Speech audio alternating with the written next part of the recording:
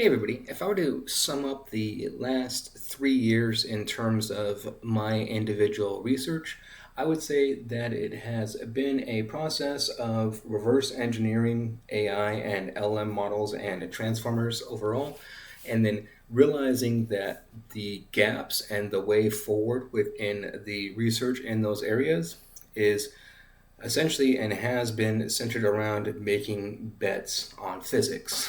And anyone that dives deep into that will come to that same conclusion. And then, so within that, to me, it was essentially so that's the pattern, and then that's what I've been given.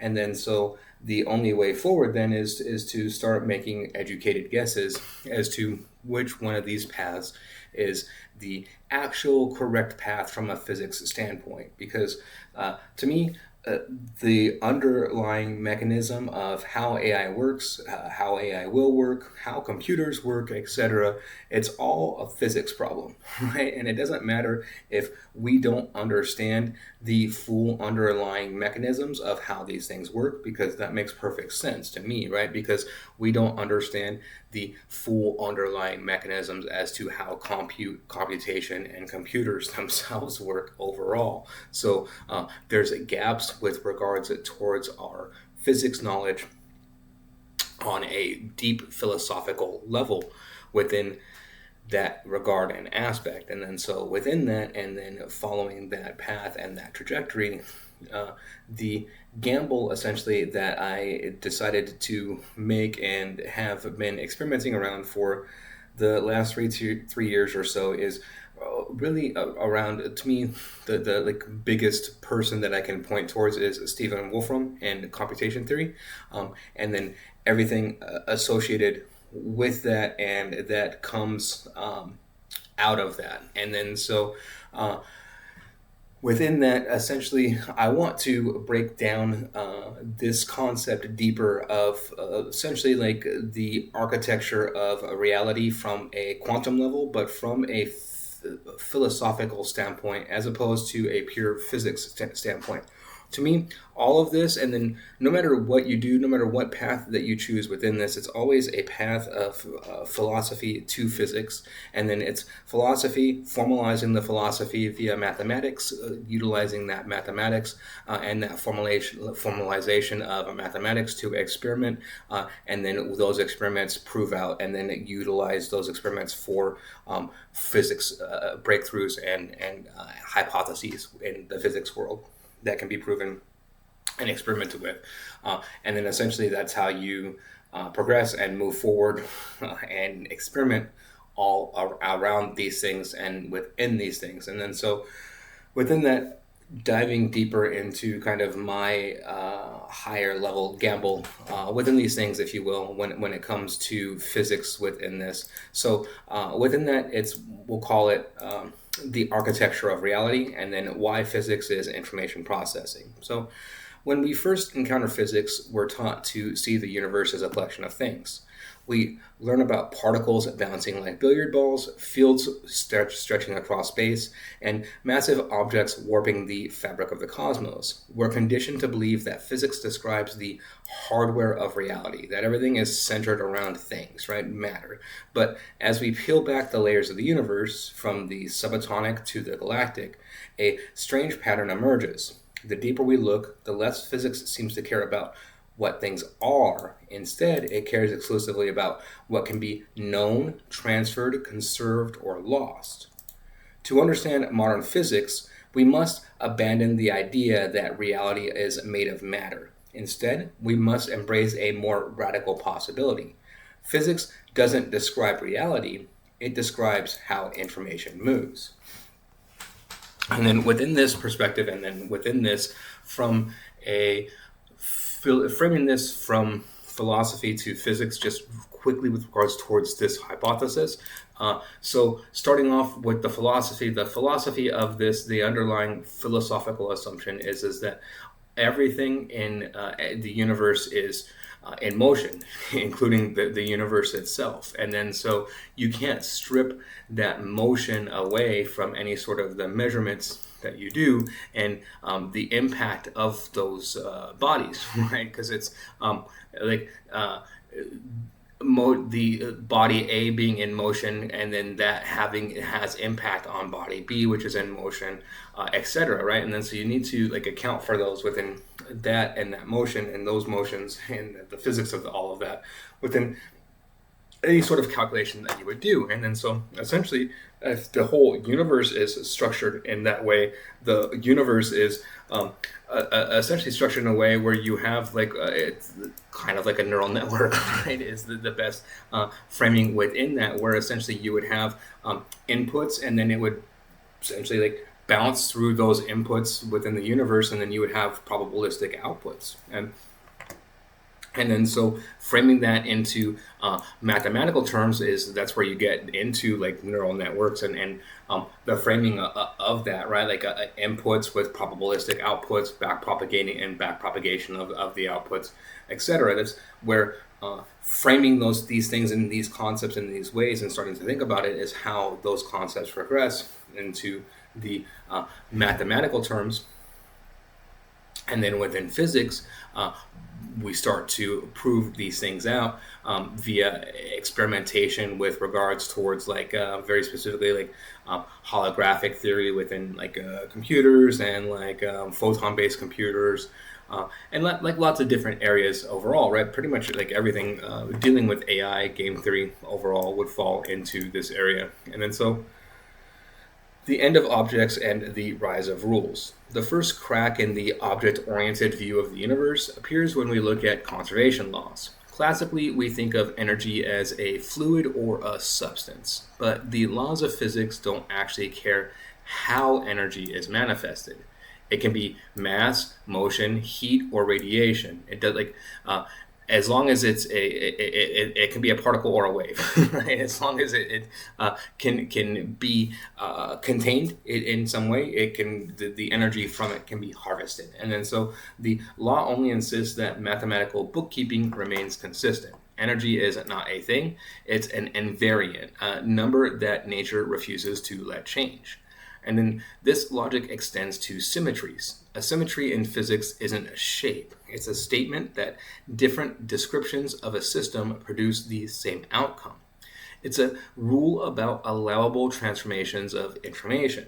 From this perspective, the universe begins to look less like a collection of particles and more like a set of constraints. It's defined not by what exists, but by what is forbidden from changing. Entropy, the arrow of ignorance. The suspicion that the universe is built on information grew stronger with the discovery of entropy. In popular science, entropy is often described as disorder or messiness. This is a poor analogy.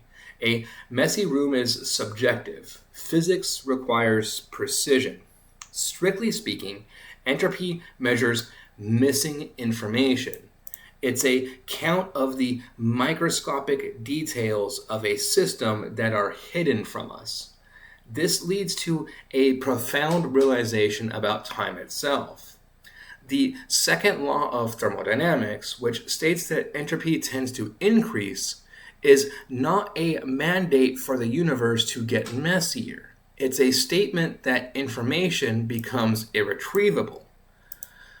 Time doesn't flow forward because atoms move in a certain direction. Time flows because information is lost to the environment and cannot be recovered. The arrow of time is an arrow of information loss. The quantum limit of knowledge. If thermodynamics suggests that information is lost, quantum mechanics suggests there's a hard limit on how much information can exist in the first place. Quantum mechanics is often mystified as a theory of spooky, tiny objects. However, the math makes more sense when viewed as a theory of knowledge. The wave function, the central object of quantum mechanics, does not describe a physical object directly. It encodes probabilities. It's a list of what measurements might reveal. The uncertainty principle isn't a failure of measurement. It's a limit on simultaneous knowledge. The no cloning theorem explicitly forbids the copying of unknown quantum information. Entanglement is simply a shared informational constraint between two systems. When a wave function collapses, it isn't a physical explosion, it's an update. Just as a probability estimate changes the moment that you receive new data, the quantum state updates when the universe provides new information. Quantum mechanics describes what can be known, not necessarily what is. Spacetime is a communication network. Even general relativity, Einstein's masterpiece of geometry, reveals itself as a set of rules for information flow. We're taught that the speed of light is a speed limit for travel. More fundamentally, it's the maximum rate of causality. Light cones define which events can influence others. If information cannot travel instantly, there can be no universal now. Simultaneity fails in relativity because information takes time to propagate. Spacetime behaves exactly like a communication network with strict bandwidth latency. Gravity and geometry are simply the topology of that network. The holographic universe. The most undeniable evidence for the informational nature of reality comes from black holes. Black holes are extremely important within this. For decades, physicists struggled with the black hole information paradox. If a black hole disappears or evaporates, what happens to the information of the stuff that fell in? Physics dictates that information, like energy, cannot be destroyed. So if it goes into a black hole, it's not destroyed. Where does it go?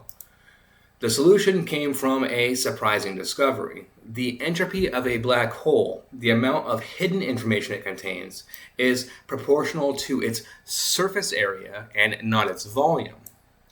This is counterintuitive. If you fill a library with books, the information grows with volume of the room. But in the extreme gravity of a black hole, information scales with the boundary. This led to the holographic principle, the idea that the three-dimensional reality we experience is mathematically equivalent to information encoded on a distant two-dimensional surface. Reality, it seems, utilizes a highly compressed data structure. Computation is not a metaphor. It's tempting to dismiss this as a philosophical analogy, comparing the universe to a laptop, but this is not philosophy.